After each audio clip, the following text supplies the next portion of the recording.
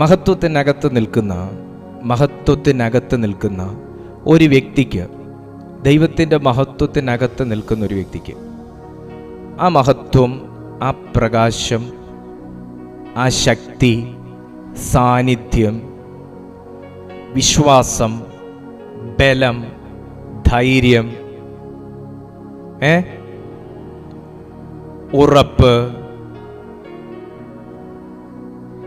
ആത്മീയമാകുന്ന ഊർജം, ഇതെല്ലാം കുറയുമ്പോഴോ മങ്ങുമ്പോഴോ മാറുമ്പോഴോ അറിയാൻ പറ്റും.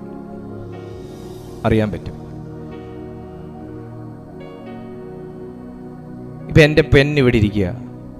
എന്നും പെന്ന് യൂസ് ചെയ്യുന്ന ഒരാളാണ് ഞാനെങ്കിൽ വെറുതെ ഇങ്ങനെ ഇരിക്കുമ്പോൾ തന്നെ പെട്ടെന്ന് ഇങ്ങനെ തപ്പി നോക്കും, തൊട്ട് നോക്കും. കാര്യം എന്നാ? പെന്ന് അവിടെ ഉള്ളപ്പോൾ ഉള്ള ഒരു ഫീലും ആ സാധനം അവിടെ നിന്ന് എഴുന്നേറ്റ് ടേബിളിൽ പോയി ഇരുന്നപ്പോൾ ഉള്ളൊരു ഫീലും ഒന്നാണ്. എപ്പോഴും സൈഡ് പോക്കറ്റിൽ, ജെൻസിനൊക്കെ അറിയാൻ പറ്റും, സൈഡ് പോക്കറ്റിൽ പേഴ്സ് വെക്കുന്നവർക്ക് എപ്പോഴും ഒരു ഭാരിച്ച് അല്ലെങ്കിൽ ഒരു കനം ഉണ്ടാകും. ഇടയ്ക്ക് നമ്മളിങ്ങനെ ആരോടെങ്കിലും സംസാരിച്ചുകൊണ്ട് നിൽക്കുമ്പോഴും പെട്ടെന്ന് ഇങ്ങനെ ചാടി വീണ് എന്തോ കളഞ്ഞു പോയ പോലെ നമ്മളിങ്ങനെ തപ്പിയും തടഞ്ഞു വെക്കുന്നു. കാര്യം എന്നാ? എപ്പോഴും അനുഭവിക്കുന്ന ഒരു ഭാരം ഈ സൈഡ് പോക്കറ്റിൽ ഇല്ല. ഞാൻ വീട്ടിൽ പേഴ്സ് വെച്ച് മറന്നു. എന്താ അത്? കൂടെ ഉണ്ടായിരുന്ന, അല്ലെങ്കിൽ എപ്പോൾ എവിടെ പോയാലും കൂടെ എടുത്ത് കയറ്റുന്ന സാധനം ഇന്ന് ഞാൻ എടുത്തില്ല, ഇന്ന് അതെൻ്റെ കൂടെ ഇല്ല. അതിൻ്റെ എന്തൊക്കെയോ ലക്ഷണങ്ങൾ ഞാൻ എൻ്റെ ഉള്ളിൻ്റെ ഉള്ളിൽ അനുഭവിച്ചു. അതാ പെട്ടെന്ന് ഞാൻ ഇങ്ങനെ തപ്പി നോക്കാനുള്ള കാരണം. മക്കളെ, ദൈവം നമ്മുടെ മേൽ ഇട്ടേക്കുന്ന അഭിഷേകവും നമ്മുടെ മേൽ കർത്താവ് ഇട്ടിരിക്കുന്ന കൃപയും ശക്തിയും കോൺഫിഡൻസും ഒക്കെ ഇടയ്ക്കിടയ്ക്കൊക്കെ നമ്മളിങ്ങനെ തപ്പി നോക്കുന്നതിൻ്റെ കാരണം എവിടെയോ നമ്മൾ വിശ്രമാവസ്ഥയിലാണ്. വിശ്രമിക്കുന്നവന് പേഴ്സിൻ്റെ ആവശ്യമില്ല. വിശ്രമാവസ്ഥയിലിരിക്കുന്നവന് പെന്നിൻ്റെ ആവശ്യമില്ല. അയാൾക്ക് ഒരു കവിതയും എഴുതാനില്ല. വിശ്രമാവസ്ഥയിലിരിക്കുന്നവന് വേറെ ഒന്നിൻ്റെ ആവശ്യമില്ല. അവനൊരു തലയണ, അല്ലെങ്കിൽ എവിടെയെങ്കിലും കിടക്കാൻ ഇച്ചിരി സ്ഥലം, അവൻ്റെ ബോഡി എടുത്ത് കിടത്താനൊരു സ്ഥലം, അത്രയും മതി. പക്ഷേ മത്തായി എഴുതിയ സുവിശേഷം 17-ാമത്തെ അധ്യായം അതിൻ്റെ 2-ാമത്തെ വാക്യത്തിൽ വിശ്രമാവസ്ഥയിലിരിക്കുന്ന വ്യക്തികളോട് ഇങ്ങനെ പറയുന്നു: നീ വിശ്രമാവസ്ഥയിലിരിക്കുന്നതും സൂര്യൻ അസ്തമിക്കുന്നതും ഒരുപോലെയാണ്. എന്നാൽ ദൈവത്തിനു വേണ്ടി പ്രയോജനപ്പെടേണ്ട ഒരു വ്യക്തി, അവൻ വിശ്രമാവസ്ഥയിലേ അല്ല. പട്ടാളക്കാർക്ക് വിശ്രമമുണ്ടോ? ഉണ്ട്, ഇല്ലയെന്നൊന്നും ഞാൻ പറയത്തില്ല. പക്ഷെ അവരുടെ ഡ്യൂട്ടി ഏത് സമയമാണെന്ന്, അതിർത്തി കാക്കുന്നവരുടെ ഡ്യൂട്ടി ടൈം എപ്പോഴാണെന്ന് യാതൊരു പിടുത്തവും ഇല്ല. അവരുടെ ഡ്യൂട്ടി എന്ന് പറയുന്നത് അവരുടെ എതിരാളി എഴുന്നേൽക്കുന്ന സമയം എപ്പോഴാണോ അപ്പോഴാണ് ഡ്യൂട്ടി.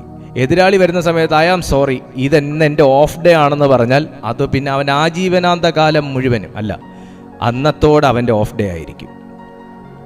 ഐ ആം സോറി, ഞാൻ 8 മണിക്കൂറേ ഡ്യൂട്ടി എടുക്കത്തുള്ളൂ എന്ന് പറഞ്ഞു കഴിഞ്ഞാൽ പിന്നെ അവൻ ഡ്യൂട്ടി എടുക്കേണ്ടി വരാത്ത രീതിയിലാക്കി വെക്കും എതിരാളി.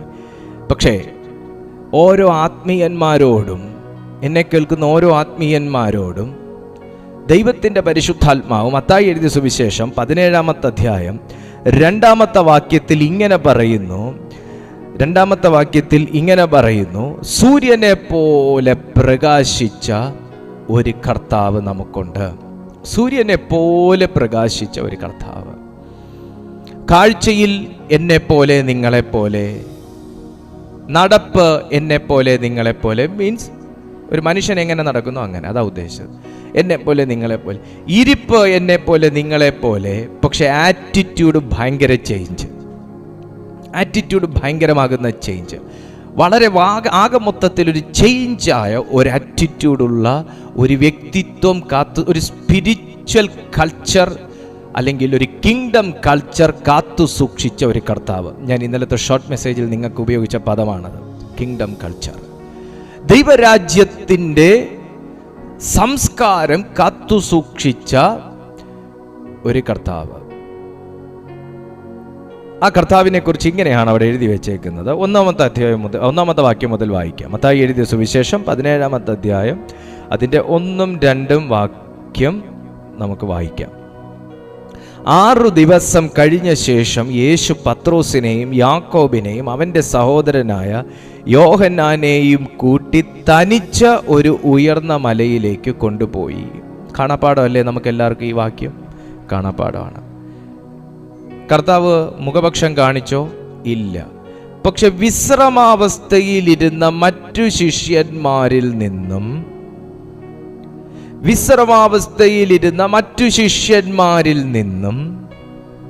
റെസ്റ്റ് എടുത്തോണ്ടിരുന്ന, ചെസ് കളിച്ചോണ്ടിരുന്ന, ക്യാരംസ് കളിച്ചോണ്ടിരുന്ന, ഗോലി കളിച്ചോണ്ടിരുന്ന മറ്റ് ശിഷ്യന്മാരിൽ നിന്നും ഈ 3 എണ്ണത്തെ സെപ്പറേറ്റ് ചെയ്തു. നിങ്ങളുടെ വീട്ടിൽ നിങ്ങൾ എത്ര സഹോദരങ്ങളാണുള്ളത്? ആ സഹോദരന്മാരിൽ നിന്ന് സഹോദരിയായ നിങ്ങളെ ദൈവം പൊക്കി മാറ്റിയതുപോലെ, അവരിൽ ഒരു സഹോദരനായിരുന്ന താങ്കളെ ദൈവം പ്രത്യേകമായ ഒരു വിശ്വാസം ഇട്ട് വിളിച്ചതുപോലെ, നിങ്ങളുടെ വീടിനകത്ത് നിന്നും നിങ്ങളെ മാത്രം ദൈവം ചൂണ്ടി വിളിച്ചെടുത്തിട്ട് ചില വിശ്വാസവും ദർശനവും കാഴ്ചപ്പാടും തന്നേക്കുന്നത് പോലെ, കർത്താവിന്ന് ഒരു ഉയർന്ന തലത്തിലേക്ക് കയറാൻ തീരുമാനിച്ചപ്പോൾ ഉയർന്ന തലം എന്ത് എന്ന് ദൃഷ്ടാന്തമായി കാണിച്ചു കൊടുക്കാൻ പവർ ഓഫ് ഗാഡ് അവരെ മാത്രം യേശു സെലക്ട് ചെയ്തു.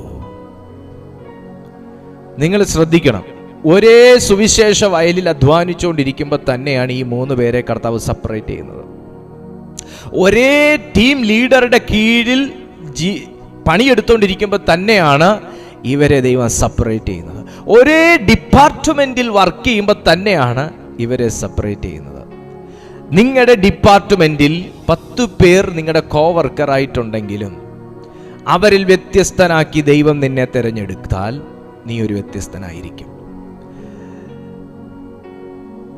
ഒരേ ദേശത്ത്, ഒരേ ഏരിയയിൽ, ഒരു കുടുംബത്തിൽ ഉള്ള പലരുടെ ഇടയിൽ നിന്ന് വ്യത്യസ്തനായി ദൈവം നിങ്ങളെ തിരഞ്ഞെടുത്തിട്ടുണ്ടെങ്കിൽ നിങ്ങൾ വ്യത്യസ്തനായിരിക്കും.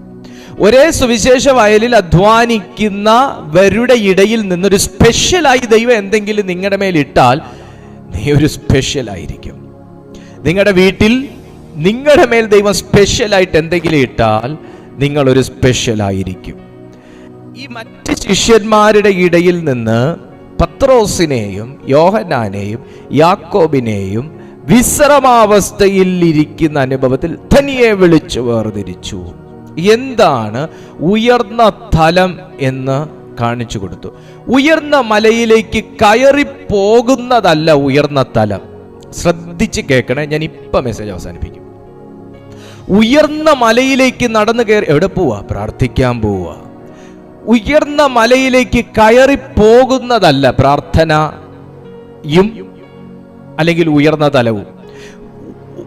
വെറുതെ വേറിട്ട് മാറിയിരിക്കുന്നതും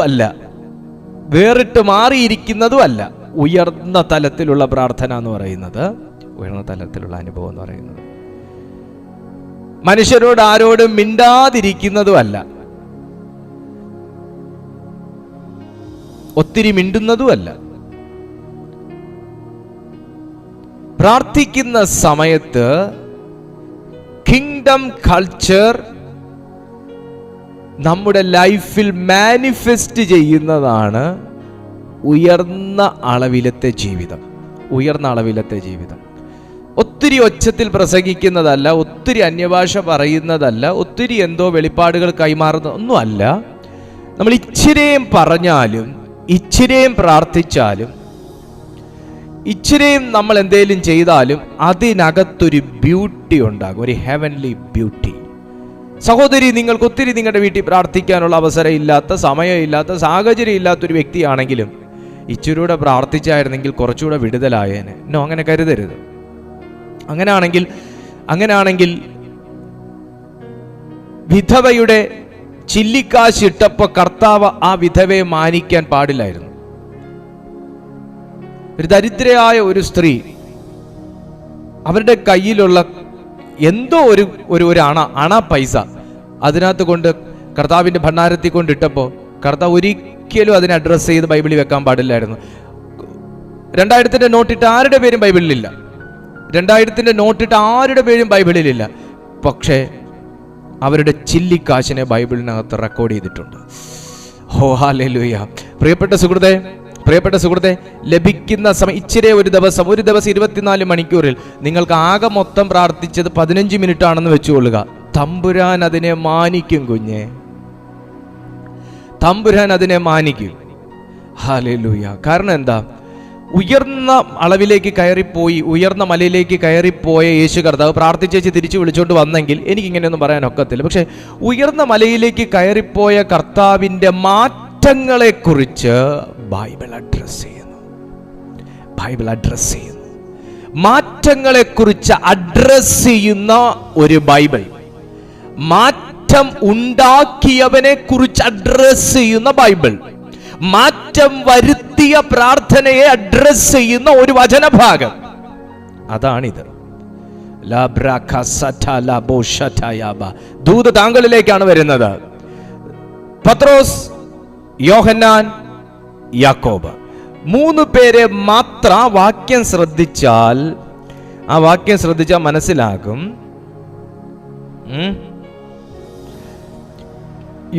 അവന്റെ യാക്കോബിനെയും അവന്റെ സഹോദരനായ യോഹന്നാനെയും കൂട്ടി, യേശു പത്രോസിനെയും യാക്കോബിനെയും അവന്റെ സഹോദരനായ യോഹന്നാനെയും കൂട്ടി തനിച്ച് ഒരു ഉയർന്ന മലയിലേക്ക് കയറിപ്പോയി. അവരെ 3 പേരെ മാത്രം വിളിച്ചോണ്ടാണ് ഉയർന്ന ഒരളവിലേക്ക് കയറി യേശു പോയത്, ഉയർന്ന ഒരു പ്രദേശത്തേക്ക് യേശു സഞ്ചരിച്ചത്. അവിടെ മുതൽ പത്രോസിന്റെ ശുശ്രൂഷയിലും ദർശനത്തിലും വിശ്വാസത്തിലും പ്രാർത്ഥനയിൽ വെളിപ്പെടുന്ന ദൈവപ്രവൃത്തികളിലും എല്ലാം പുതിയ സിലബസ് സ്വർഗം വെച്ചു കൊടുക്കുകയാണ്. ജോണിൻ്റെതും അങ്ങനെ തന്നെ, യാക്കോബിൻ്റെതും അങ്ങനെ തന്നെ. പുതിയ സിലബസുകൾ ദൈവം അവരെ പഠിപ്പിക്കുകയാണ്. ഉയർന്ന അളവെന്ത്, ഉയർന്ന അനുഭവം എന്ത്, ഞാൻ പ്രസംഗിക്കുന്ന സുവിശേഷത്തിനകത്ത് അല്ലെങ്കിൽ ഞാൻ നിങ്ങളെ പഠിപ്പിച്ചുകൊണ്ടിരിക്കുന്ന, സാധാരണക്കാരെ പഠിപ്പിച്ചുകൊണ്ടിരിക്കുന്ന ദൈവരാജ്യം അതിൻ്റെ അനുഭവങ്ങളുടെ ഒരു അളവ് എന്ത് എന്ന് അവരെ പഠിപ്പിക്കാൻ വേണ്ടിയാണ് ഈ തനിയെ കൂട്ടിക്കൊണ്ടു പോകുന്നത്. ഞാൻ ദൂത് പറയുകയാണ്, ദൈവം താങ്കളെ വിളിച്ചിറക്കുമ്പോൾ ചിലപ്പോ കുറച്ച് നേരത്തെ നമ്മുടെ കൂടെ ഇരുന്ന് ഓപ്പോസിറ്റ് ഇരുന്ന് ക്യാരംസ് കളിച്ച ആ വ്യക്തി നമ്മുടെ കൂടെ ഉണ്ടാകണമെന്നില്ല. ഇന്നലെ നമ്മളെ ബൈക്കിൽ നമ്മുടെ കൂടെ സഞ്ചരിച്ച വ്യക്തി ഇന്ന് നമ്മളെ ഫ്രണ്ടായിട്ട് കാണണമെന്നില്ല. ഇന്നലെ വൈകിട്ടും കൂടെ ഫോണിൽ ഒരുമിച്ച് പ്രാർത്ഥിച്ച വ്യക്തി നാളെ പിന്നെ നിങ്ങളോട് മിണ്ടണമെന്നില്ല. ദൈവം ഒരു വ്യക്തിയെ തനിച്ച് വിളിച്ചു കൊണ്ടുപോകുന്നത് നിങ്ങൾ സഞ്ചരിക്കുമ്പോൾ ദൈവം കൂടെ ഉണ്ട് എന്നുള്ള ബോധ്യമുണ്ടെങ്കിൽ ദൈവം അങ്ങനെ നിങ്ങളെ നടത്തുന്നത്, ചില നാളുകളിൽ നിങ്ങളെ ഒറ്റയ്ക്ക് ചില കാര്യങ്ങൾ പഠിപ്പിക്കുന്നത് ഉയർന്ന അളവിലേക്ക് പോകാൻ വേണ്ടിയിട്ടാണ്. ഒത്തുപിടിച്ചാൽ മലയും പോരും. പിന്നെ ഞാനൊക്കെ പഠിച്ചുകൊണ്ടിരുന്ന കാലത്ത് ഇങ്ങനെയും കൂടെ കേട്ടിട്ടുണ്ട്, ഒത്തില്ലെങ്കിൽ മലർന്നു വീഴും. ഒത്തുപിടിച്ചാൽ മലയും പോരും, ഒത്തില്ലെങ്കിൽ മലർന്നു വീഴും. രണ്ടാമത്തെ വാക്ക് ഞാൻ എന്തായാലും ഇവിടെ എടുക്കുന്നില്ല. പക്ഷെ ഒന്നാമത്തെ വാക്ക് ഇങ്ങനെയാണ് പറയുന്നത്, ഒത്തുപിടിച്ചാൽ മലയും പോരും. പക്ഷെ ഞാനൊരു കാര്യം ചോദിക്കട്ടെ, ഉയർന്ന മലയിലേക്ക് പോയ ഇവർ ഒത്തുപിടിച്ചിട്ടൊന്നുമല്ല കർത്താവ് അവിടെ മലയുടെ മേൽ മഹത്വം ഇറക്കിയത്. ഒത്തുവിളിച്ചാൽ, ഒത്തു പ്രാർത്ഥിച്ചാൽ, ഒത്തുപവസിച്ചാൽ വിടുതൽ നടക്കുമെന്നാണ് നമ്മുടെ എല്ലാവരുടെയും ധാരണ. തെറ്റുമില്ല, എൻ്റെയും പക്ഷെ അങ്ങനെയൊക്കെ തന്നെയാണ്. പക്ഷേ ഇനിയിപ്പോൾ ഒത്തിരിക്കാൻ ആളെ കിട്ടിയില്ലെങ്കിൽ ഇപ്പം എന്തോ ചെയ്യും? വിടുതൽ വേണ്ടെന്നാണോ? പത്രോസേ, യോഹന്നാനെ, യാക്കോബേ, നിങ്ങൾ 3 പേരും പോയി, പക്ഷെ പ്രാർത്ഥിക്കാൻ കർത്താവ് മാത്രമേ ഉള്ളൂ. മഹത്വം ഇറങ്ങിയില്ലേ? വീട്ടിൽ 2-3 പേരൊക്കെ ഉണ്ടാവും, പക്ഷെ അവരിതുപോലെ വിശ്രമാവസ്ഥയിൽ നിന്നാണ് പത്രോസിനെയും യോഹന്നാനെയും യാക്കോബിനെയും കർത്താവ് തനിച്ചു കൊണ്ട് ഉയർന്ന മലയിലേക്ക് പോയത്. ഉയർന്ന മലയിൽ പോയപ്പോൾ താഴ്ന്ന അനുഭവത്തിൽ തന്നെ അവിടെ തുടരുകയാണ്. ഇപ്പോഴും അവിടെ കിടന്നുറങ്ങുകയാണ്. പക്ഷെ കർത്താവ് പോയ ദൗത്യത്തെ വിട്ടേച്ചിറങ്ങി വരാൻ കർത്താവ് തയ്യാറല്ലായിരുന്നു. പ്രസംഗിച്ചല്ല പത്രോസിനെ ഉയർന്ന മലയിലേക്ക് കൊണ്ടുപോയപ്പോൾ ഉറക്കത്തിൽ നിന്ന് കർത്താവ് വിളിച്ചുണർത്തിയത്. ന്ന് വിളിച്ച് പേടിപ്പിച്ചോ, ഭീഷണിപ്പെടുത്തിയോ, വഴക്ക് പറഞ്ഞോ, ശടിച്ചോ, കണ്ണുരുട്ടിയോ അല്ല. പത്രോസിന്റെ ഉറക്കത്തിൽ നിന്ന് പത്രോസിനെ എഴുന്നേൽപ്പിച്ച്. ശ്രദ്ധിച്ച് കേൾക്കണം കേട്ടോ. നിന്നെയൊക്കെ ഞാൻ കൂടെ കൂട്ടിയല്ലോടാ എന്നുള്ള കുറ്റപ്പെടുത്തലിലും അല്ല പത്രോസിന്റെ കണ്ണിനെ ദൈവം തുറപ്പിച്ചത്. പിന്നെയോ പ്രാർത്ഥിച്ച് ദൈവത്തിന്റെ മഹത്വം ഇറക്കിയാണ് പത്രോസിന്റെ കണ്ണ് തുറപ്പിച്ചത്. തീർന്നില്ല, ആ മഹത്വത്തിന് പത്രോസിന്റെ വായെ കൂടെ തുറപ്പിക്കാൻ പറ്റി. എങ്ങനെയെന്നറിയാവോ? നാഥ, നമുക്ക് ഇവിടെ ഇരിക്കുന്നത് ഉചിതം.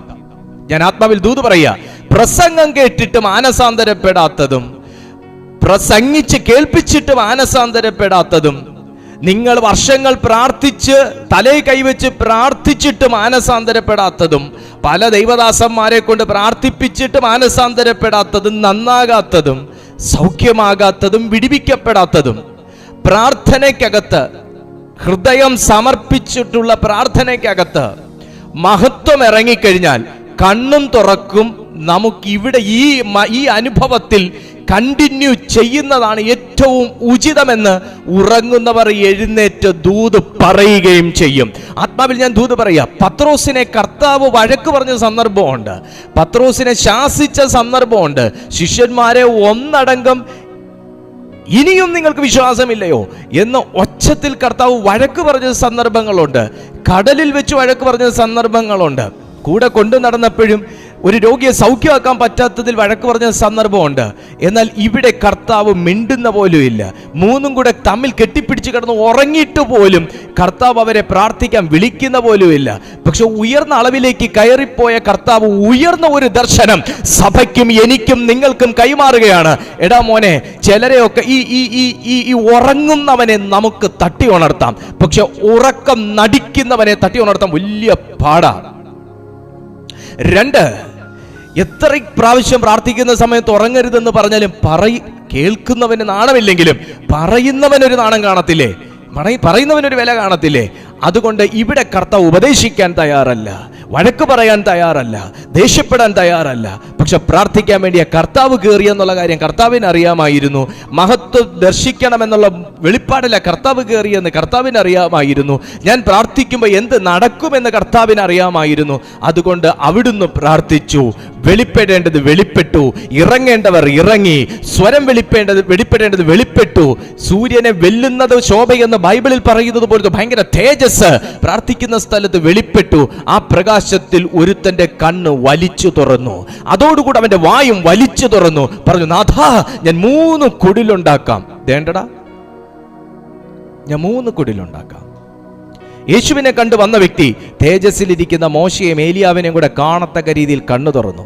വീട്ടിലുണ്ടാവും ഇതുപോലെ ഉറങ്ങിക്കിടക്കുന്ന ആത്മീയ അനുഭവമുള്ളവർ.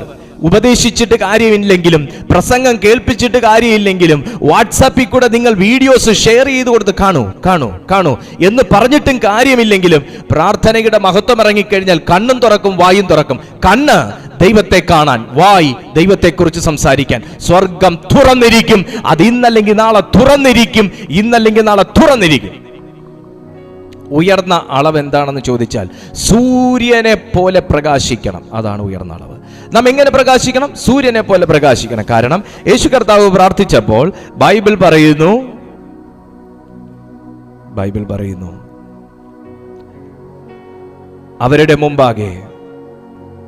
അവരുടെ മുമ്പാകെ രൂപാന്തരപ്പെട്ടു. അവന്റെ മുഖം സൂര്യനെ പോലെ ശോഭിച്ചു. അവന്റെ മുഖം സൂര്യനെ പോലെ ശോഭിച്ചു. എങ്ങനെ ആയിരിക്കണം? ഞാൻ എങ്ങനെ പ്രകാശിക്കണം? ഞാൻ സൂര്യനെ പോലെ പ്രകാശിക്കണം. രൂപാന്തരപ്പെട്ടു,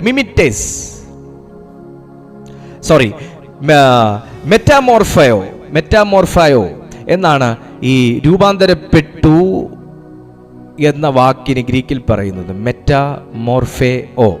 മെറ്റാമോർഫയോ എന്നാണ് പറയുന്നത്. ശരിക്കും പറഞ്ഞാൽ മെറ്റാമോർഫയോ എന്ന വാക്കിന് രൂപം മാറുക എന്ന ഒരർത്ഥം കൂടെ ഉണ്ട്. രൂപം മാറുക, രൂപാന്തരപ്പെടുക, രൂപം മാറുക. യേശു പ്രാർത്ഥിച്ചപ്പോ ആരൊക്കെ രൂപാന്തരപ്പെട്ടു എന്നാ നിങ്ങൾ വിചാരിക്കുന്നേ? യേശു പ്രാർത്ഥിച്ചപ്പോ ആരൊക്കെ രൂപാന്തരപ്പെട്ടു എന്നാ വിചാരിക്കുന്നേ? യേശു രൂപാന്തരപ്പെട്ടു, തർക്കമില്ല. പത്രോസ് രൂപാന്തരപ്പെട്ടില്ലേ? യാക്കോബ് രൂപാന്തരപ്പെട്ടില്ലേ? യോഹന്നാൻ രൂപാന്തരപ്പെട്ടില്ലേ? പ്രാർത്ഥനയിലൊന്ന് സഹകരിക്കുക പോലും ചെയ്യാതെ പ്രാർത്ഥനയിൽ ഒരു രൂപാന്തരം പ്രാർത്ഥിക്കുന്നവന്റെ മേൽ വന്നപ്പോൾ അത് കണ്ട വ്യക്തികളിൽ ഈ രൂപാന്തരം വന്നു എങ്കിൽ, പ്രസംഗങ്ങൾ ചെയ്യാത്തത്, പ്രാർത്ഥനകൾ ഇതുവരെയും ചെയ്തില്ല എന്ന് നിങ്ങൾ കരുതിയതും പറഞ്ഞതും, കാത്തിരിപ്പുകൾ ഇതുവരെയും ചെയ്തില്ല എന്ന് നിങ്ങൾ കരുതിയതും പറഞ്ഞതും, മഹത്വം ഇറങ്ങിക്കഴിഞ്ഞാൽ, തേജസ് വെളിപ്പെട്ട് കഴിഞ്ഞാൽ ഒറ്റ സ്റ്റെപ്പിന് നടക്കും. ഒറ്റ സ്റ്റെപ്പിന് നടക്കും. ദൈവത്തിന്റെ പ്രവൃത്തികളെല്ലാം അങ്ങനെയാണ്, ഒറ്റ സ്റ്റെപ്പിന് നടക്കും.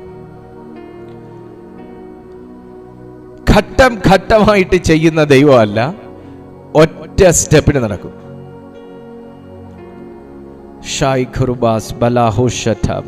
യെശയ്യാവിന്റെ പ്രവചന പുസ്തകത്തിൽ പ്രകാശിക്കുന്നവരെ കുറിച്ച് ഇങ്ങനെയാണ് പറയുന്നത്. യെശയ്യാവിന്റെ പ്രവചന പുസ്തകം 60-ാമത്തെ അധ്യായം അതിന്റെ 1-ാമത്തെ വാക്യത്തിൽ എങ്ങനെ പ്രകാശിക്കണമെന്നാണ് ബൈബിൾ പറയുന്നത്. നിങ്ങൾ നോക്കിയേ. യെശയ്യാവിന്റെ പ്രവചന പുസ്തകം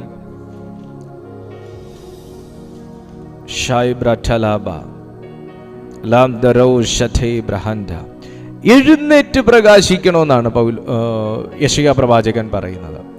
എഴുന്നേറ്റ് പ്രകാശിക്കണം.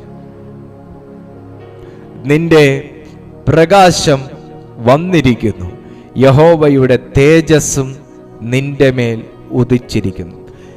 ഈ എഴുന്നേറ്റ് പ്രകാശിക്കണമെന്ന് മരണനിഴലിലിരിക്കുന്ന ജനത്തോട് ഈ യെശയ്യാ പ്രവാചകൻ പറയുമ്പോൾ, ഈ സംഭവിച്ച കാര്യങ്ങൾ, ഈ ഓൾറെഡി സംഭവിച്ച കാര്യങ്ങൾ രണ്ടാമതാണ് യെശയ്യാ പ്രവാചകൻ പറയുന്നത്. നോക്കിയേ, എഴുന്നേറ്റ് പ്രകാശിക്കുക, നിന്റെ പ്രകാശം വന്നിരിക്കുന്നു, യഹോവയുടെ തേജസ്സും നിന്റെ മേൽ ഉദിച്ചിരിക്കുന്നു. ഇത് യെശയ്യാവിന്റെ പ്രവചനത്തിലൂടെയാണ് ജനം തിരിച്ചറിയുന്നത്. മഹത്വപൂർവമായ ഒരു വാഗ്ദത്തമാണിത്. പക്ഷേ തേജസ് വന്നതും മഹത്വം ഉദിച്ചതും പ്രകാശം വന്നതും ഇരുട്ട് മാറിയതുമൊക്കെ അറിയാത്തതിന്റെ കാരണം എഴുന്നേൽക്കാത്തത് കൊണ്ടാണ്, അന്വേഷിക്കാത്തത് കൊണ്ടാണ്. പക്ഷെ യെശയ്യാവിനെ പോലെ ഒരു പ്രവാചകൻ ഈ ദൂത് മനസ്സിലാക്കിയത് കൊണ്ട് മരണത്തിലും മരണനിഴലിലും ഇരുട്ടിലും അന്ധകാരത്തിനകത്തുമൊക്കെ അമിക്കയറിന്റെ നീരാളിപ്പിടുത്തത്തിനകത്തുമൊക്കെ ഇരിക്കുന്ന ജനത്തോട്, നഫ്താലിയിലും സെബൂലൂൻ ദേശത്തിലുമൊക്കെയുള്ള ജനത്തോട് താൻ വിളിച്ചു പറയാണ്, എഴുന്നേറ്റു പ്രകാശിക്കുക. ഞാൻ ആത്മാവിലൊരു ദൂത് പറയാണ്, ഇരുട്ടിനെ ഭയപ്പെട്ടോ ഇരുട്ടിന്റെ പ്രവൃത്തി കൊണ്ടോ നിങ്ങൾ എവിടെയെങ്കിലുമൊക്കെ ഇരുന്നു പോയെങ്കിൽ, ഇരുത്തപ്പെടുത്തിയെങ്കിൽ, നിങ്ങളെ ഇരുത്തി കളഞ്ഞുവെങ്കിൽ, ഇന്ന് ഞാൻ ആത്മാവിൽ പറയാണ്, നമുക്ക് വേണ്ടി പ്രകാശിച്ച ക്രിസ്തുവിന്റെ തേജസ് നീ ഒന്ന് എഴുന്നേറ്റ് കഴിഞ്ഞാൽ നിനക്ക് തിരിച്ചറിയാൻ കഴിഞ്ഞിരിക്കും.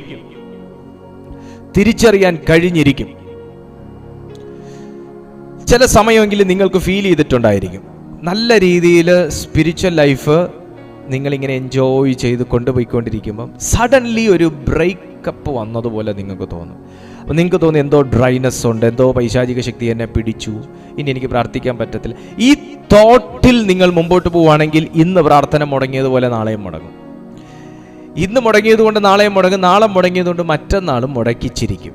പിന്നെ അതൊരു കണ്ടിന്യൂസ് പ്രോസസ്സായിട്ട് നടക്കും.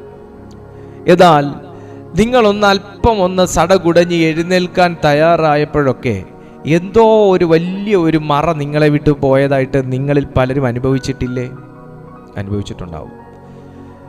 ഞാൻ എന്താണെന്ന് ആത്മാവിൽ ഞാൻ ബോധവാനായി എന്നോട് പറയുന്നു. അതിനെക്കുറിച്ചൊക്കെയാണ് നമ്മളിപ്പോൾ ഈ മോർണിംഗ് സെഷനിൽ ഇപ്പോൾ എടുത്തുകൊണ്ടിരിക്കുന്നത്. അതാണ് ആന്തരിക സൗഖ്യത്തിനകത്തുകൂടെ ഇങ്ങനെയുള്ള കാര്യങ്ങളെക്കുറിച്ചാണ് പറഞ്ഞുകൊണ്ടിരിക്കുന്നത്.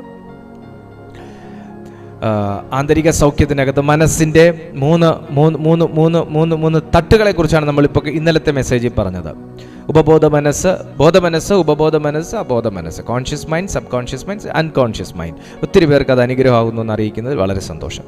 ഓക്കെ, അപ്പോൾ ഈ കാര്യം നിങ്ങളുടെ അബോധ തലങ്ങളിൽ കിടക്കുന്നതും ഉപബോധ തലങ്ങളിൽ കിടക്കുന്നതും ഒക്കെ നിങ്ങളോട് അന്ധകാരമാണ്, ഇനിയും പിടിക്കും, ഇനിയും കിടക്കും, ഇനിയും കെട്ടും, ഇങ്ങനെ നമ്മൾ പറഞ്ഞുകൊണ്ടിരുന്നു കഴിഞ്ഞാൽ ഈ താഴോട്ട് പറയുന്ന കാര്യം എൻ്റെ മേൽ ഉദിക്കത്തില്ല.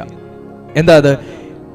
പ്രകാശം വന്നിരിക്കുന്നു, യഹോവയുടെ തേജസ്സും നിന്റെ മേൽ ഉദിച്ചിരിക്കുന്നു, നിന്റെ മേൽ ഉദിച്ചിരിക്കുന്നു. ഈ ബോധ്യം എനിക്ക് എടുക്കണമെന്നുണ്ടെങ്കിൽ ഞാൻ എഴുന്നേൽക്കാൻ തയ്യാറാകണം. ഞാൻ എഴുന്നേൽക്കാൻ തയ്യാറാണ്. പ്രകാശം വന്നിരിക്കുന്നു എന്ന് പറയണമെങ്കിൽ ഇരുന്നത് എന്തുകൊണ്ടാണ്? ഇരുട്ടായത് കൊണ്ടാണ്. തേജസ്സും ഉദിച്ചിരിക്കുന്നു എന്നൊരു സദ്വർത്തമാനം പറയണമെങ്കിൽ ഇവിടെ ആരൊക്കെയോ മരണത്തിന്റെ നിഴലിനകത്തും രോഗത്തിന്റെ നിഴലിനകത്തും രക്ഷയില്ലായ്മയുടെ അനുഭവത്തിനകത്തും തളയ്ക്കപ്പെട്ട് കിടക്കുകയാണ്. കിണർ കുഴിച്ചോണ്ടേയിരുന്നു. 10ാമത്തെ തൊടിയെത്തുമ്പോൾ വെള്ളം കാണുമെന്ന് കരുതി, 14ാമത്തെ തൊടിയെത്തിയപ്പോൾ വെള്ളം കാണുമെന്ന് കരുതി, ഇപ്പൊ 20 തൊടിയായപ്പോഴും വെള്ളം കണ്ടില്ല. കിണർ കുഴിപ്പിക്കാൻ വിളിച്ച വീട്ടുടയവന്റെ മാനസികാവസ്ഥ എന്തായിരിക്കും? കിണറിന്റെ വക്കത്ത് താടിക്ക് കയ്യും കൊടുത്തിരിക്കുന്നൊരവസ്ഥയായിരിക്കും എന്ന് നിങ്ങൾക്ക് വേണമെങ്കിൽ ഒന്ന് ഇമാജിൻ ചെയ്യാം. കാരണം 10ാമത്തെ തൊടിയിൽ വെള്ളം കാണുമെന്ന് കരുതി 12-ൽ കാണും, 14-ൽ കാണും, ശരി അങ്ങറ്റം പോയാൽ 15-ൽ കാണുമെന്ന് വിശ്വാസത്തിൽ ഉറച്ചു. ഭൂമിയിലേക്ക് നോക്കുന്നു. ആമേൻ. നനവ് തട്ടാത്ത മണ്ണ് മാത്രം ആമേൻ കിണർ കുത്തി അതിനെ വാരി വാരി പുറത്തേക്ക് തട്ടുകയാണ്. നനവ് തട്ടാത്ത മണ്ണ്. ഇപ്പൊ 20-ലെങ്കിലും കാണുമെന്ന് ആരൊക്കെയോ പറഞ്ഞു. 20-ൽ കണ്ടു. 20-ൽ കാണുമെന്ന് പറഞ്ഞ് 20ാമത്തെ തൊടി 19:30 എത്തിയപ്പോൾ തൊട്ട് വെപ്രാളം തുടങ്ങി. 20ാമത്തെ തൊടിയിൽ ഒരു ഉറവയെങ്കിലും പൊട്ടി വരുമെന്ന് കരുതി. Praise the Lord. പക്ഷെ 20ാമത്തെ തൊടിയിലും വെള്ളം കാണാത്ത വീട്ടുടയവന്റെ അവസ്ഥ എന്തായിരിക്കും എന്ന് നിങ്ങൾക്കറിയാവോ? 2005-ലും നിങ്ങൾ കേട്ടത് അങ്ങനെയാണ്.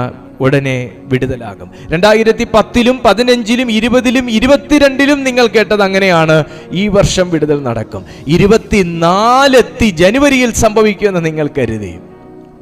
ഇപ്പോ ഈ കിണർ കുത്താൻ വേണ്ടി ക്ഷണിച്ച വീട്ടുടയവന്റെ അതേ അവസ്ഥയിലാണോ നിങ്ങളായിരിക്കുന്നത്? നനവ് തട്ടും, ഉറവ പൊട്ടും, വെള്ളം കിട്ടും, ഡെലിവറൻസ് നടക്കൂ എന്നൊക്കെ നിങ്ങൾ കരുതിയ പല സ്ഥാനത്തും ആരൊക്കെയോ ബലപ്പെടുത്തി. ഇത്രാമത്തെ തൊടിയിൽ നീ വെള്ളം കണ്ടിരിക്കുമെന്ന് കരുതി. പക്ഷേ അതെത്തിയപ്പോഴും കാണാതെ വന്നപ്പോൾ നിരാശപ്പെട്ടിരിക്കുകയാണോ? ഞാൻ പറഞ്ഞതുപോലെ കിണറിന്റെ വക്കത്ത് താടിക്ക് കയ്യും കൊടുത്തിരിക്കുന്ന ഒരു നിരാശയുള്ളൊരു അനുഭവത്തിൽ എന്നെ ആരെങ്കിലും കേൾക്കുന്നുണ്ടോ? പക്ഷേ ഉടനെ അതിൻ്റെ ആഴത്തിൽ നിന്നൊരു ശബ്ദം മുകളിലേക്ക് പൊങ്ങുന്നു. വെള്ളം കണ്ടു, ഉറവയെ കണ്ടു, ഉറവയുടെ സ്ഥാനവും കിട്ടി, നല്ല ഒരു ഉറവ പൊട്ടിയിട്ടുണ്ട് എന്ന് അന്ധകാരത്തിനകത്ത് നിന്ന് അന്ധകാരത്തിന്റെ അകത്തുനിന്ന് ഒരു ശബ്ദം മേലേക്ക് ആമേൻ ആമേൻ ആമേൻ മേലേക്ക് പൊങ്ങി വരികയാണ്.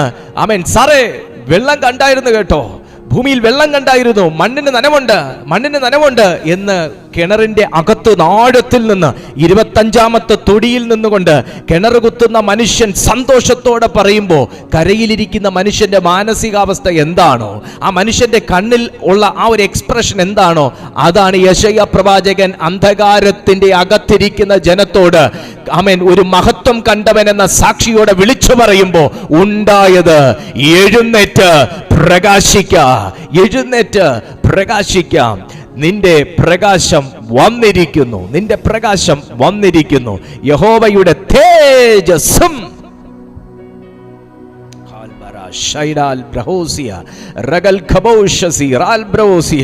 നിന്റെ മേൽ ഉദിച്ചിരിക്കുന്നു. സഹോദരി, 2023-ൽ നിരാശപ്പെട്ടിട്ടുണ്ടെങ്കിലും 2024-ന്റെ 6-ാം മാസം വരെ നിരാശപ്പെട്ടിട്ടുണ്ടെങ്കിലും ദൈവത്തിന് പ്രവർത്തിക്കാൻ ഒരു നിമിഷം മതി. ഇനി ഈ കിണർ ഒന്നുകിൽ പൊട്ടക്കിണർ, അല്ലെങ്കിൽ അതിനെ അതുപോലെ മണ്ണിട്ട് മൂടേണ്ടി വരും എന്നൊക്കെ കരയിലിരുന്ന മനുഷ്യൻ 1000 ചിന്തകൾ ചിന്തിച്ചു കൂട്ടിയിട്ടുണ്ടാകാം. പക്ഷെ ഒരൊറ്റ ശബ്ദമാണ് അതിനെയെല്ലാം ചിട്ടുകൊട്ടാരം പോലെ തകർത്ത് കളഞ്ഞത്. ഒരൊറ്റ ശബ്ദം. സാറേ ഭൂമിയിൽ നനവുണ്ട്, മണ്ണ് നനഞ്ഞതായി കിട്ടി, ഇവിടെ ഉറവയുണ്ട്, നല്ല ഉറവയാണ്. വെള്ളം പ്രതീക്ഷിച്ച ഒരു മനുഷ്യന് ആദ്യം കണ്ടത് വെള്ളമല്ല, ആദ്യം കിട്ടിയതൊരു വാക്കാണ്. കിണർ കുഴിച്ച മനുഷ്യന്റെ അകത്ത് നിന്ന് വന്നൊരു വാക്കാണ്. കണ്ടവൻ പറഞ്ഞൊരു സാക്ഷ്യമാണ്.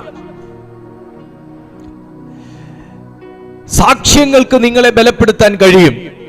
സാക്ഷ്യങ്ങൾക്ക് നിങ്ങളെ ദൈവത്തോട് അടുപ്പിക്കാൻ കഴിയും. പൊതുവെ ഇങ്ങനൊരു ചൊല്ലുണ്ട്, ഒരു സാക്ഷി മറ്റൊരു സാക്ഷി ഉളവാക്കുന്നു. മഹിമ കണ്ട സാക്ഷികൾ ഉള്ളത് കൊണ്ട് തന്നെയാണ് മഹിമയെക്കുറിച്ചും മഹത്വത്തെക്കുറിച്ചും നമ്മൾ സാക്ഷിയായത്.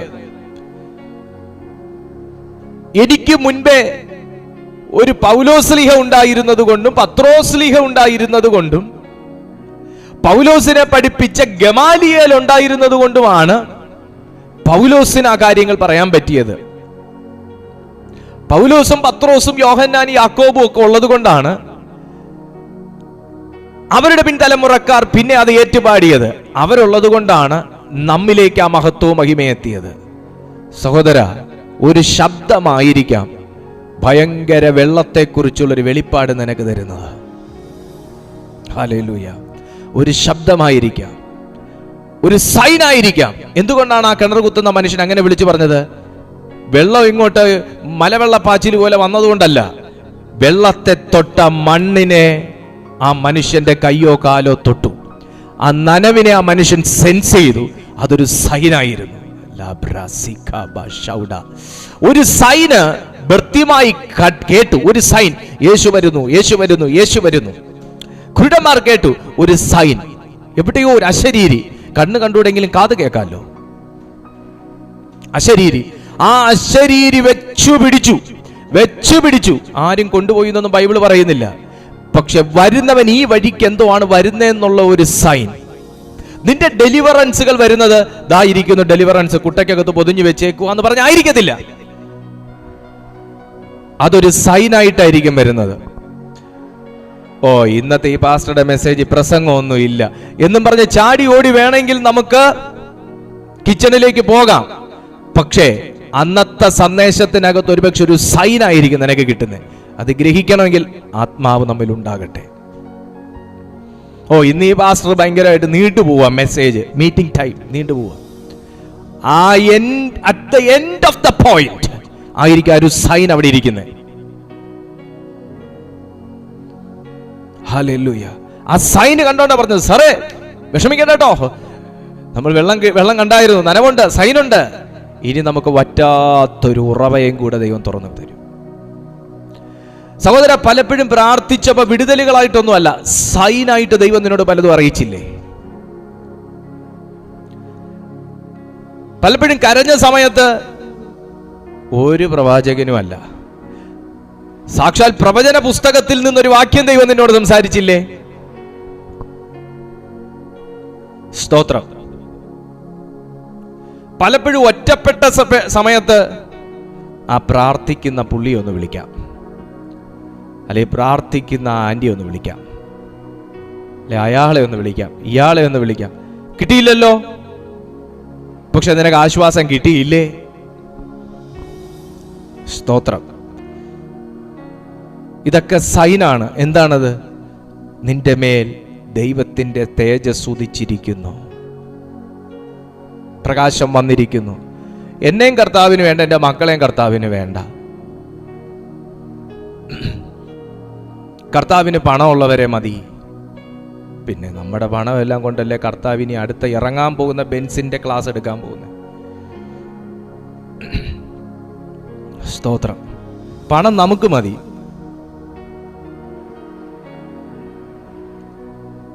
കർത്താവിന് പാട്ട് പാടുന്നവരെ മതി, കർത്താവിന് പ്രസംഗിക്കുന്നവരെ മതി. ചുമ്മാ പൊട്ടച്ചിന്ത അതൊക്കെ. എത്രയോ സൈനുകൾ ദൈവം നമുക്ക് തന്നിരിക്കുന്നു, എത്രയോ സൈനുകൾ. ഇവിടെ പുള്ളി വരച്ചൊന്നും കാണിക്കുന്നൊന്നുമില്ല. യെശയ്യാ പ്രവാചകൻ എഴുന്നേൽക്കുന്നവന്റെ എഴുന്നേക്കാൻ പറഞ്ഞു, എഴുന്നേക്കാൻ മനസ്സുള്ളവൻ എഴുന്നേക്കും. എഴുന്നേറ്റവനോട് ദൂത് പറയുകയാണ്, പ്രകാശം വന്നിരിക്കുന്നു. 2, യഹോവയുടെ തേജസ്സും നിന്റെ മേൽ ഉദിച്ചിരിക്കുന്നു. ആന്നോ? എന്നാ തൊട്ട് കാണിച്ചതാ. തേജസ് എവിടെ ഇരിക്കുന്നേ? സൈൻ എന്താ? തേജസ് എവിടെ ഇരിക്കുന്നു? തേജസ് ഉണ്ടെങ്കിൽ പിന്നെ എനിക്ക് എന്താ രൂപം മാറാൻ പറ്റാത്തെ? യേശു മാറിയല്ലോ, എന്റെ വസ്ത്രം എന്താ നീല മാറിയിട്ട് വെള്ളയാകാത്തെ എന്നൊക്കെ ചോദിക്കാൻ തുടങ്ങിക്കഴിഞ്ഞാൽ അടയാളം തിരയുന്നവരെ കുറിച്ച് സുവിശേഷത്തിൽ പറയുന്നത് വേറെ വാക്കാം. ദൈവം നമുക്ക് തരുന്ന അടയാളങ്ങൾ ഇങ്ങനെയാണ്. ദൈവം വേർഡിലൂടെ സംസാരിക്കും, ബോധ്യങ്ങൾ തരും. പല രീതിയിൽ കർത്താവ് നമ്മളെ, എന്തിനാണ് ഇതൊക്കെ ദൈവം നമ്മളോട് ഇടപെടുന്നതെന്ന് അറിയാമോ? ഞാൻ ഒരു മാർവലസ് ലൈറ്റായി മാറാൻ.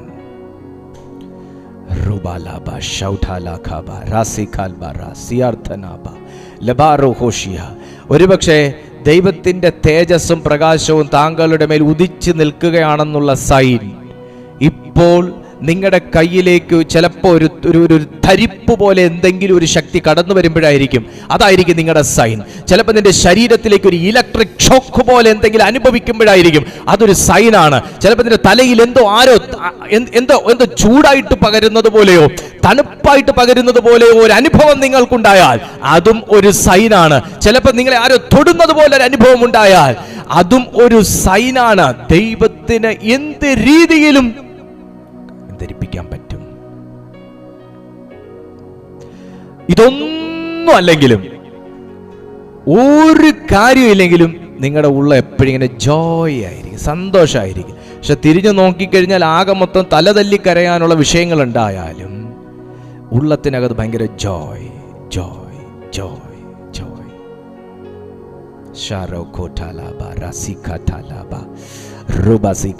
അന്യഭാഷയിലൊന്ന് പ്രാർത്ഥിച്ച ദൈവമക്കളെ.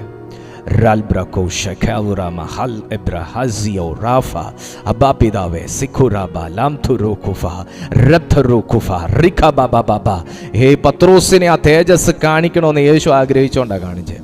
യാക്കോബിനെ കാണിക്കണമെന്ന് ആഗ്രഹിച്ചുകൊണ്ടാണ് കാണിച്ചേ. യോഹന്നാനെ കാണിക്കണമെന്ന് ആഗ്രഹിച്ചുകൊണ്ടാണ് കാണിച്ചേ. എല്ലാവരെയും കൂടെ കാണിക്കണമെന്ന് കർത്താവ് ആഗ്രഹിക്കാത്തത് കൊണ്ടാണ് എല്ലാവരെയും വിളിച്ചുകൊണ്ട് പോകാത്തത്. 3 പേരെ അപ്പ വിളിച്ചുകൊണ്ട് പോയെങ്കിൽ 3 പേരുടെ മുമ്പിൽ എന്താണ് മെറ്റമോർഫയോ എന്ന് കർത്താവിന് കാണിക്കണമായിരുന്നു. എന്താണ് രൂപാന്തരമെന്ന് കാണിക്കണമായിരുന്നു. ആമേൻ ആമേൻ ആമേൻ ആമേൻ. ഇന്ന് ഈ ഡേറ്റിൽ പത്രോസും യോഹന്നാനും യാക്കോബും കണ്ട ആ യേശുവിനെ താഴെ ഇരിക്കുന്ന ബാക്കി ശിഷ്യന്മാർ കണ്ടിട്ടില്ല. വ്യത്യസ്തമായത് കാണിച്ചു. എൻ്റെ കൂടെ ഇരിക്കുന്ന എത്രയോ ദൈവമക്കൾ വ്യത്യസ്തമായ ദൈവത്തിൻ്റെ സാന്നിധ്യം കണ്ടിട്ടുണ്ടാകും, ഇല്ലേ? എത്രയോ വ്യത്യസ്തമായ അനുഭവങ്ങൾ നിങ്ങൾക്കുണ്ടാകും. കർത്താവിൽ നിന്ന് എത്രയോ വ്യത്യസ്തമായ അനുഭവങ്ങൾ ഉണ്ടാകും. ഹല്ലേലൂയ. ഇനിയും അങ്ങനെയുള്ള അടയാളങ്ങൾ പരിശുദ്ധാത്മാവ് തരും. അങ്ങനെ ഫിലിപ്പിയർക്ക് എഴുതിയ ലേഖനം 2-ാമത്തെ അധ്യായം 15 കൂടെ വായിച്ച് നമുക്ക് പ്രാർത്ഥിക്കാം. ഫിലിപ്പിയർക്ക് എഴുതിയ ലേഖനം. ഓ ജീസസ് നെയിം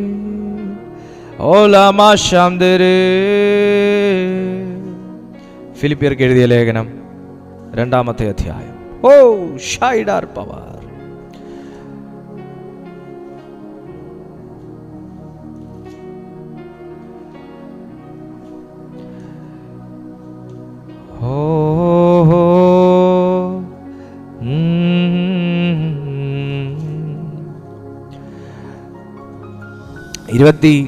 ാമത്തെ അധ്യായം 15-ാമത്തെ വാക്യം ഒന്ന് നിങ്ങൾ വായിച്ചു നോക്കിയേ. നിങ്ങൾക്കൊരു കാര്യം അവിടെ കാണാം.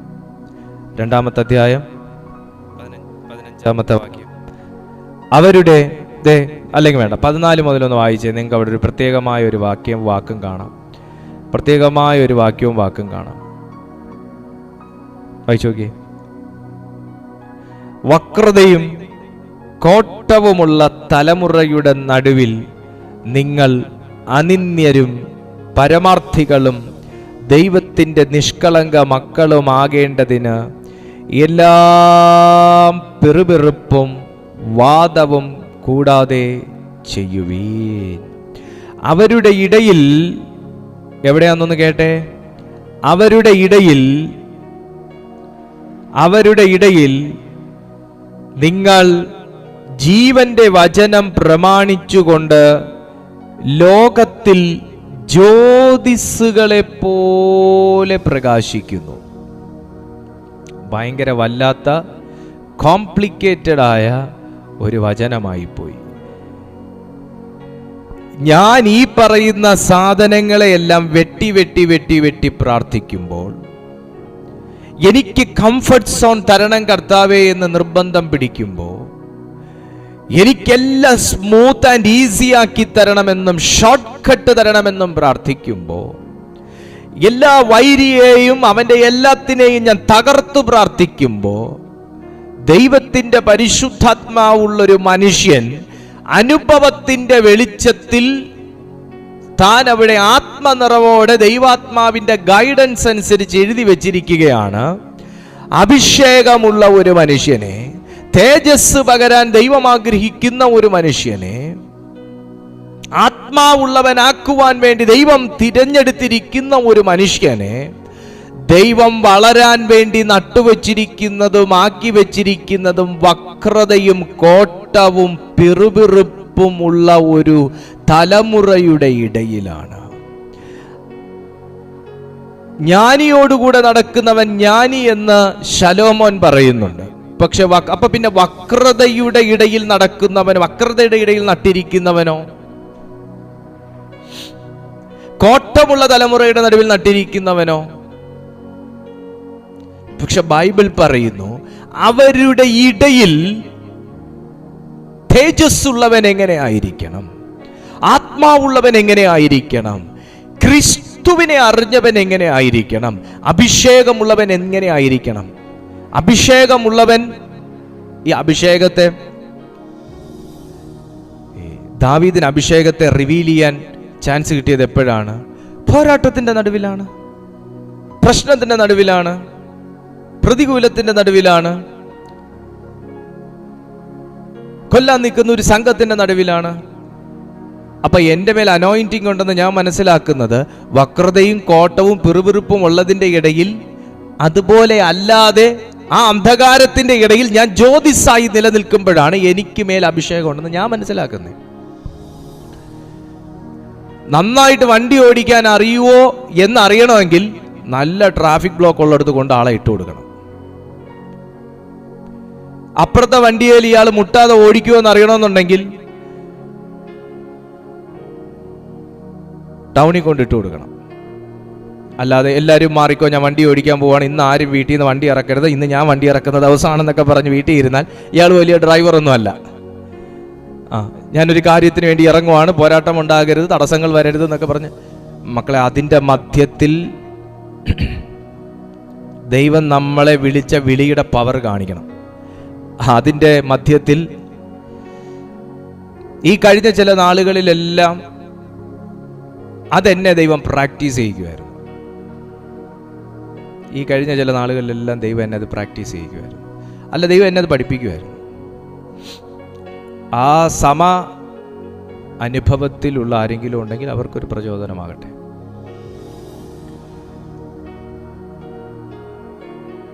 അവരുടെ ഇടയിൽ നിങ്ങൾ ജീവന്റെ വചനം പ്രമാണിച്ചുകൊണ്ട്, നമ്മൾ ഏറ്റവും കൂടുതൽ പ്രാർത്ഥിക്കാത്ത സമയം പ്രശ്നങ്ങളുള്ള സമയമല്ലേ? നമ്മൾ ഏറ്റവും കൂടുതൽ മീറ്റിംഗ് മിസ് ചെയ്യുന്ന സമയം മൂടില്ലാത്ത സമയങ്ങളല്ലേ? നമ്മൾ ഏറ്റവും കൂടുതൽ കൂട്ടായ്മ ഉപേക്ഷയായി വിചാരിക്കുന്ന സമയവും പിറുപിറുക്കുന്ന സമയവും പ്രശ്ന തലയ്ക്ക് മേളിൽ ഇങ്ങനെ ഇരമ്പി കയറുമ്പോഴല്ലേ? പ്രാർത്ഥിച്ചിട്ട് എന്തിനാന്നുള്ള ചോദ്യമാണ് ആദ്യം വരിക.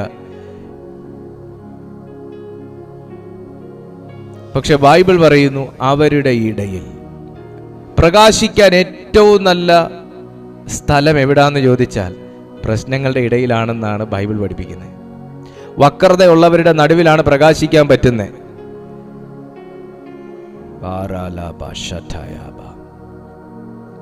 ആത്മാവിലൊരു തീരുമാനം എടുക്കാവോ?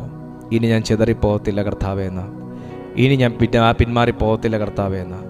ഈ പിന്മാറിപ്പോകുന്ന കൂട്ടരെയാ കർത്താവ് തൂക്കിയത്, 3 പേരെ, പത്രോസ്, യോഹന്നാൻ, യാക്കോബ്. ഇവരെ 3 പേരെയും കർത്താവ് കൊണ്ടുപോയിട്ട് എന്താണ് രൂപാന്തരമെന്ന് കാണിച്ചു, എന്താണ് കിങ്ഡം ഗ്ലോറി എന്ന് കാണിച്ചു, എന്താണ് കിങ്ഡം കൾച്ചർ എന്ന് കാണിച്ചു, എന്താണ് പ്രാർത്ഥിക്കുമ്പോൾ സംഭവിക്കുന്നതെന്ന് കാണിച്ചു, എന്താണ് ആത്മമണ്ഡലത്തിൽ റിയലായിട്ട് സംഭവിക്കുന്നതെന്ന് കാണിച്ചു.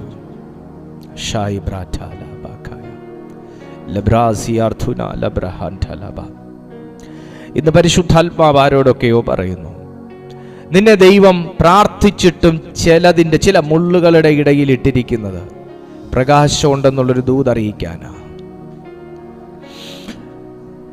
ഉപവസിച്ചിട്ടും ചിലതിൻ്റെ മധ്യത്തിൽ ഇപ്പോഴും നിങ്ങളെ ദൈവം കണ്ടിന്യൂ ചെയ്യിക്കുന്നത് യഹോവയുടെ തേജസ് നിന്റെ മേലുണ്ടെന്നറിയാനാ. പ്രാർത്ഥിച്ച് മടുത്തിരുന്നു പോയ നിന്നോട് എഴുന്നേറ്റ് പ്രകാശിക്കാൻ പറഞ്ഞതിൻ്റെ അർത്ഥം യഹോവയുടെ തേജസ് നിന്റെ മേലുണ്ടെന്നറിയിക്കാനാ. ഈ പൊക്കെട്ടുകൾ അഴിയുന്നു, ഈ സമയം ബന്ധനങ്ങൾ തകരും, ഈ സമയം രോഗികളുടെ മേൽ ദൈവത്തിൻ്റെ സൗഖ്യം വെളിപ്പെടും. റബദ ഷൗഡൽ പ്രജാലബഹന്തസ് ലബാരഗദ ഷൗഡ പ്രജാലഗക്ഷ പ്രൗഢിബാലബഹദിസ്. In the mighty name of Jesus. വിശ്വസിക്കുന്നവരുണ്ടെങ്കിൽ ആമേൻ പറയാൻ തുടങ്ങുമ്പോൾ തന്നെ നാവിലൊരു പുതുബലം പരിശുദ്ധാത്മാവ് പകരും, ഒരു പുതുബലം പകരും. ആമേൻ, ആമേൻ, ആമേൻ. ദൈവത്തിൻ്റെ വചനം അധികമായി ദിവസങ്ങളിൽ കേൾപ്പിക്കുന്നതിൻ്റെ പിന്നിലെ കാരണം മറ്റൊന്നുമല്ല, നീ പ്രകാശിക്കാനുണ്ടെന്ന് ദൈവത്തിന് പറയാൻ ആഗ്രഹമുള്ളതുകൊണ്ടാണ്. നീ പ്രകാശിക്കാനുള്ളവനാണെന്ന് പരിശുദ്ധാത്മാവിന് പറയാൻ ആഗ്രഹമുള്ളത് കൊണ്ടാണ്. യഹോവയുടെ തേജസ്, ഓ മൈറ്റി ഫാദർ, എനിക്കെന്താ എൻ്റെ ജീവിതത്തിൽ നിന്ന് ഇത് മാറാത്തതെന്നും എന്താ എനിക്ക് മാത്രം ഇങ്ങനെയെന്നൊക്കെ ആരെങ്കിലും കരുതുന്നുണ്ടെങ്കിൽ നീ ദൈവവേലയ്ക്കുള്ളതാണെന്ന് പോലും ചില വ്യക്തികൾ നിങ്ങളോട് ദൈവാലോചന കൈമാറിയിട്ടുണ്ടാകും. നീ എവിടെ പ്രകാശിക്കണം, എവിടെ പ്രവർത്തിക്കണമെന്ന് ചോദിച്ചിരിക്കുവാണെങ്കിൽ ദൈവാത്മാവ് പറയുന്നു, വക്രതയും കോട്ടവുമുള്ള തലമുറയുടെ നടുവിൽ എങ്ങനെ പ്രവർത്തിക്കണം, പ്രകാശിക്കണമെന്ന് ദൈവാത്മാവ് ദാ പറയുന്നു. അനിന്യരും പരമാർത്ഥികളും ദൈവത്തിൻ്റെ നിഷ്കളങ്ക മക്കളുമാകേണ്ടത്. എല്ലാ പിറുപിറുപ്പും വാദവും കൂടാതെ ജീവിക്കാനും കാണിക്കാനും ദൈവാത്മാവ് പറയുന്നു. ദേണ്ടട അഭിഷേകമുള്ളവൻ തീയിറങ്ങട്ടെ എന്ന് പറഞ്ഞാൽ കത്തിപ്പോകുന്നതല്ല. അതുമാത്രമൊന്നുമല്ല അഭിഷേകവും ആത്മീയ ജീവിതവും ക്രിസ്ത്യാനിറ്റി എന്ന് പറയുന്നത്. ഒരുപാട് അർത്ഥങ്ങളുണ്ട് ക്രിസ്ത്യാനിറ്റിക്ക്. ക്രിസ്ത്യാനിറ്റി എന്ന് പറയുന്നത് നമ്മൾ പ്രദർശിപ്പിച്ച് കാണിക്കേണ്ട ഒന്നാണ്. അത് കേവലം വസ്ത്രത്തിൽ മാത്രം കാണിക്കേണ്ട ഒന്നല്ല, കേവലം ആകൃതിയിൽ മാത്രം കാണിക്കേണ്ട ഒന്നല്ല, പ്രദർശിപ്പിച്ച് കാണിക്കേണ്ട ഒന്നാണ്. അവിടെയാണ് അഭിഷേകം എന്ന് പറയുന്നതിന് വിലയുണ്ടാകുന്നത്.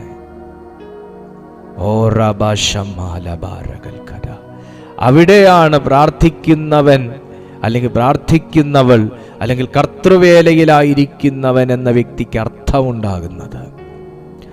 നീ പ്രയോജനപ്പെടാനുള്ള വ്യക്തിയാണെന്നുള്ളതിന് തടസ്സമില്ല, തർക്കമില്ല. ഇപ്പോൾ പ്രാപിക്കുക ദൈവബലം. നിന്നെ എവിടെയൊക്കെയോ ചോർത്തിക്കളഞ്ഞിട്ടുണ്ടെങ്കിൽ, എവിടെയൊക്കെയോ നിന്നെ നിരുത്സാഹപ്പെടുത്തിയിട്ടുണ്ടെങ്കിൽ, ഇപ്പോൾ സ്വർഗം അതിനെ ഹാൻഡിൽ ചെയ്യുകയാണ്. മോനെ, നിന്റെ മേൽ ദൈവത്തിൻ്റെ കൈ വരുന്നു.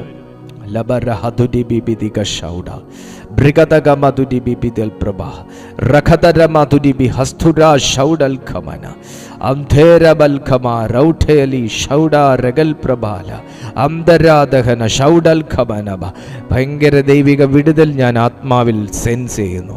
ആ വിടുതൽ നിന്റെ വീട്ടിലേക്കാകട്ടെ, ആ വിടുതൽ വിശ്വസിക്കുന്നവരുടെ ലൈഫിലാകട്ടെ. Almighty Father, in the name of Jesus, pray.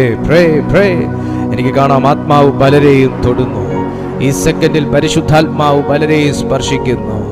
ചിലരുടെ മേൽ ദൈവിക സാന്നിധ്യം വീഴുന്നു.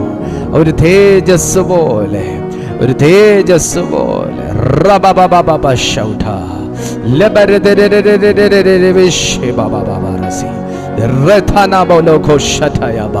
ദൈവശബ്ദം കേൾക്കാനുള്ളവരുടെ കാതുകൾ തുറന്നു വരട്ടെ.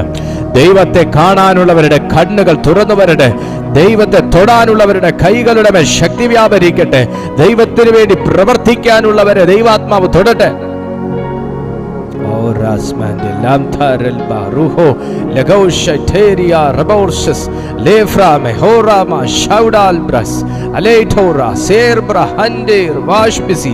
Oh, Jesus' name, holy name, holy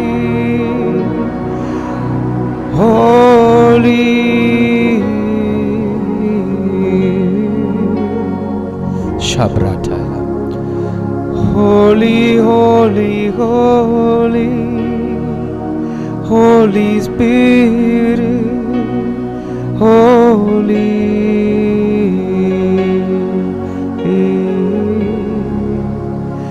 Shikemao. ആ സാന്നിധ്യത്തിനകത്തുള്ള സൗഖ്യത്തെ സ്വീകരിക്കുക. രോഗബാധിതരെല്ലാവരും തന്നെ ആ സാന്നിധ്യത്തിനകത്തുള്ള സൗഖ്യത്തെ സ്വീകരിക്കുക. ദൈവ പ്രസൻസിനകത്ത് ഇറങ്ങുന്ന ദൈവിക സൗഖ്യത്തെ receive right now.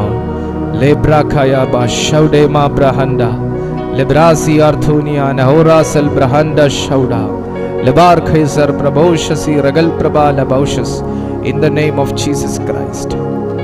Holy Ghost, in the name of Jesus Christ. ഡെലിവറൻസുകൾ നടക്കട്ടെ. എല്ലാ സാമ്പത്തിക ബുദ്ധിമുട്ടുകളും യേശുവിന്റെ നാമത്തിൽ മാറിപ്പോകട്ടെ. ദിവ്യ പ്രവൃത്തി വെളിപ്പെട്ടിട്ട് അപ്പച്ച. എല്ലാ കുടുംബ തകർച്ചകൾ മാറിപ്പോകട്ടെ. എല്ലാ നിരുത്സാഹപ്പെടുത്തുന്ന അവസ്ഥകൾ മാറിപ്പോകട്ടെ. എല്ലാ ശത്രുവിന്റെ തീയമ്പുകൾ കത്തിമാറട്ടെ.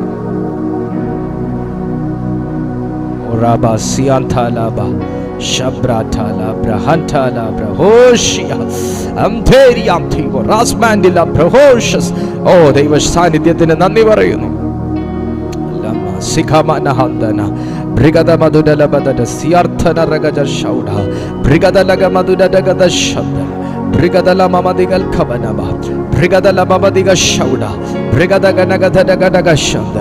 ആത്മാവിൽ പ്രാർത്ഥിച്ചുകൊണ്ടിരിക്കുമ്പോൾ തന്നെ ഭയങ്കര ദൈവിക വിടുതലുകൾ കുടുംബത്തിനകത്ത് വെളിപ്പെടുകയാണ്. പുതിയ ഭാഷകൾ നിന്റെ നാവിലേക്ക് ഇതാ വരുന്നു. പുതിയ വിടുതലുകൾ, പുതിയ ശക്തി പരിശുദ്ധാത്മാവ് പകരുന്നു.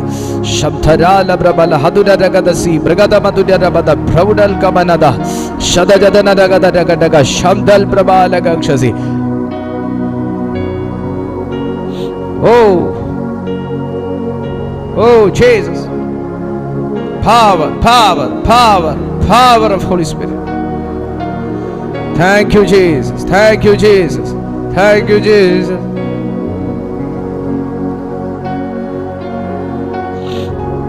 പിതാവേ, അങ്ങയുടെ ദിവ്യകരങ്ങളിലേക്ക് ഞാൻ ഈ ജനത്തെ ഏൽപ്പിച്ചു പ്രാർത്ഥിക്കുന്നു. അവിടുത്തെ മഹത്വത്തിന്റെ സാന്നിധ്യം ഇന്ന് ഈ ജനത്തെ തൊട്ടുന്നതിനായി സ്തോത്രം. യൂട്യൂബിലും സൂമിലും ഞങ്ങളെ കാണുന്ന ഓരോ ദൈവമക്കളെയും സ്നേഹകരം കൊണ്ട് അവിടുന്ന് സ്പർശിച്ചുവല്ലോ. വലിയ വിടുതലുകൾ അവരുടെ ജീവിതത്തിൽ പരിശുദ്ധാത്മാവ് നൽകിയല്ലോ. ഇപ്പോൾ ഈ യൂട്യൂബിൽ പലതരത്തിലുള്ള പ്രാർത്ഥനാ വിഷയങ്ങൾ അയച്ചുകൊണ്ടിരിക്കുന്നവരുടെ മേൽ യേശുവിൻ്റെ നാമത്തിലുള്ള ഡെലിവറൻസ് ഉണ്ടാകട്ടെ എന്ന് ഞങ്ങൾ പ്രാർത്ഥിക്കുന്നു. സൂമിലായിരിക്കുന്ന ഓരോ ജനത്തെയും ഞാൻ ബ്ലസ് ചെയ്ത് പ്രാർത്ഥിക്കുന്നു. ദൈവമഹത്വം നിന്റെ മക്കളുടെ ജീവിതത്തിൽ വെളിപ്പെടുത്തിയതിനായി സ്തോത്രം. എല്ലാ മഹത്വം അങ്ങേയ്ക്ക് യേശുവിൻ നാമത്തിൽ തന്നെ. ആമേൻ. നിങ്ങളുടെ പ്രാർത്ഥനാ വിഷയങ്ങൾ നിങ്ങൾക്ക് ഈ നമ്പറിൽ ഞങ്ങൾക്ക് എഴുതി അറിയിക്കാവുന്നതാണ്. വാട്സാപ്പിൽ എല്ലാ ദിവസവും ഞങ്ങളുടെ മീറ്റിംഗ് രാവിലെ 6:30 മണിക്കും വൈകുന്നേരം 6:30 മണിക്കും ദൈവകൃപയാൽ നടത്തപ്പെടുന്നു. രാവിലെ 6:30 മണിക്ക് യൂട്യൂബിൽ മാത്രവും വൈകുന്നേരം 6:30 മണിക്ക് സൂമിലും യൂട്യൂബിലുമായിട്ടാണ് മീറ്റിംഗ് നടക്കുന്നത്. നിങ്ങൾക്ക് മീറ്റിങ്ങിൻ്റെ ലിങ്കുകൾ, മറ്റ് സ്പെഷ്യൽ മീറ്റിങ്ങിനെ കുറിച്ചുള്ള അറിയിപ്പുകളൊക്കെ വേണമെങ്കിൽ ഈ നമ്പറിൽ നിങ്ങളുടെ പേരും സ്ഥലവും ഞങ്ങൾക്ക് വാട്സാപ്പ് ചെയ്താൽ നിങ്ങൾക്കത് അയച്ചു കിട്ടും. സർവശക്തനായ ദൈവം വലിയ അത്ഭുതങ്ങൾ ഓരോ മീറ്റിങ്ങിലും നമ്മുടെ ജീവിതത്തിൽ ചെയ്തുകൊണ്ടിരിക്കുന്നതിനായി സ്തോത്രം. അടുത്ത ആഴ്ച മുതൽ നമുക്ക് 21 ദിവസത്തെ ടങ്സ് പ്രെയർ ആരംഭിക്കും. അടുത്ത മീറ്റിങ്ങിൽ ഞാൻ ആ ദിവസം നിങ്ങളെ അറിയിക്കാം. നാളത്തെ മീറ്റിങ്ങിൽ ഞാൻ ആ ദിവസം നിങ്ങളെ അറിയിക്കാം. സമയവും നിങ്ങളെ അറിയിക്കാം. വലിയ കാര്യങ്ങൾ സർവശക്തനായ ദൈവത്തിൽ നിന്ന് നമുക്ക് പ്രതീക്ഷിക്കാം. ഭയങ്കര ഒരു ചേഞ്ചായി. ഞാനത് കഴിഞ്ഞ ദിവസം ആ ഒരു ദൈവിക ആലോചന ഞാൻ സഭയോട് അറിയിച്ചിരുന്നു. ഭയങ്കരമാകുന്നൊരു ദൈവിക പ്രവൃത്തിയിലേക്കാണ് നമ്മൾ കയറാൻ പോകുന്നത്. നിസ്സംശയം എനിക്ക് പറയാൻ പറ്റും. അതുകൊണ്ട് വളരെ പ്രാർത്ഥനയോടും പ്രതീക്ഷയോടും നിങ്ങൾ ആ മീറ്റിങ്ങിൽ ജോയിൻ ചെയ്താട്ടെ. സ്വർഗം നിങ്ങളെ അനുഗ്രഹിക്കട്ടെ. ദൈവമക്കളോടുള്ള എൻ്റെ ഒരു അഭ്യർത്ഥന ഇതാണ്: പരമാവധി നിങ്ങൾ ഞങ്ങളുടെ ഈ വീഡിയോ മറ്റുള്ളവരിലേക്ക് എത്തിക്കുക. അത് നിങ്ങൾക്ക് തീർച്ചയായിട്ടും ചെയ്യാൻ കഴിയും. ദൈവം നിങ്ങളെല്ലാ നന്മകളാലും നിറയ്ക്കട്ടെ. നിങ്ങളെ ഞാൻ അനുഗ്രഹിക്കുന്നു യേശുവിൻ നാമത്തിൽ തന്നെ. ആമേൻ.